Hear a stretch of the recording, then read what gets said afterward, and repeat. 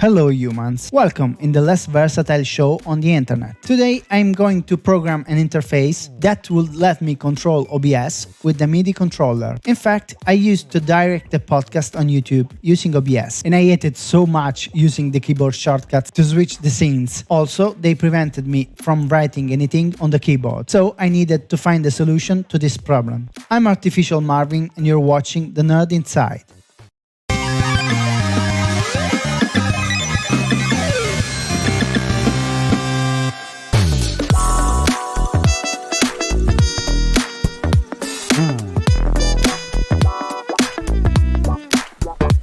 As a first step, I searched online as much info as possible, and I found a plugin for OBS that allows you to communicate with OBS via WebSockets. WebSocket is just a big word that means that the plugin creates a connection between OBS and your code. Now that I have more clear in mind what to do, I can start to code.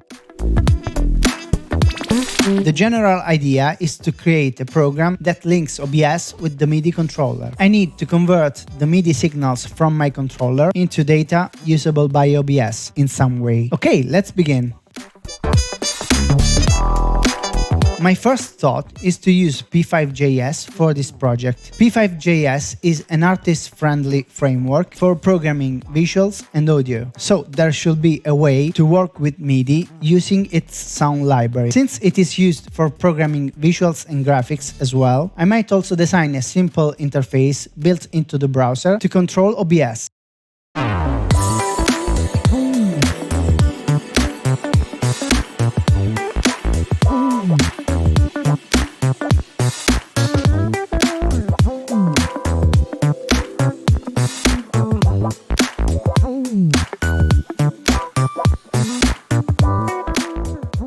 I started by connecting to OBS using the library I found and its documentation. Fortunately, everything worked fine from the beginning, and I had access to the scenes in OBS almost immediately. Digging a little bit, I managed to control the selected scenes directly from the code.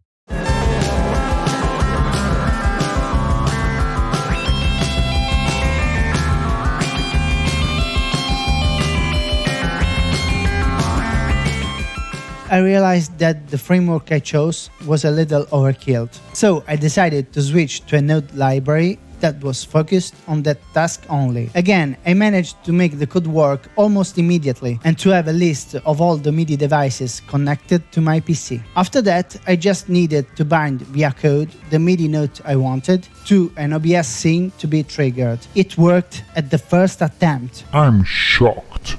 Now I can spend a little more time on refining the interface. In fact, I can access the color of the buttons via code, so I can use them to visualize what the current active scene is.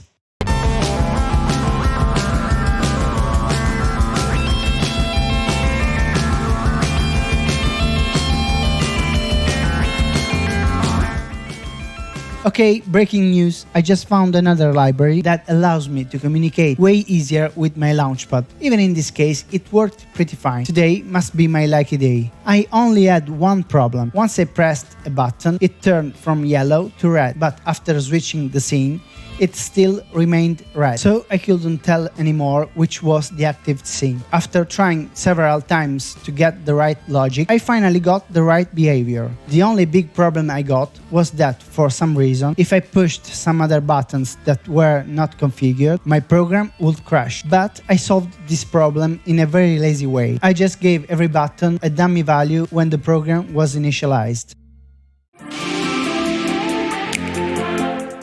So, I think I'm done. In the program, I have a list of values that represents the controller's buttons. And in this list, I can directly write which of these buttons triggers an OBS scene. And I can also assign to it a default color. When the button gets pressed, the color becomes red to show me that that scene is the active one. So, I'm pretty satisfied with this result, and I think it will be very useful to me. Maybe in the future, I could think to add some slider to control the audio mixer. Who knows? What do you think? If you have any comment or suggestion, please write it in the section down below.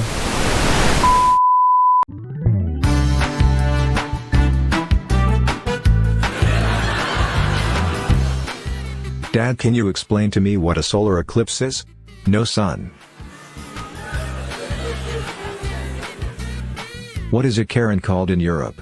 An American. What's the difference between jam and jelly? I have never been caught in a traffic jelly. I decided to kill off some characters in the book I am writing. It would definitely spice up my autobiography.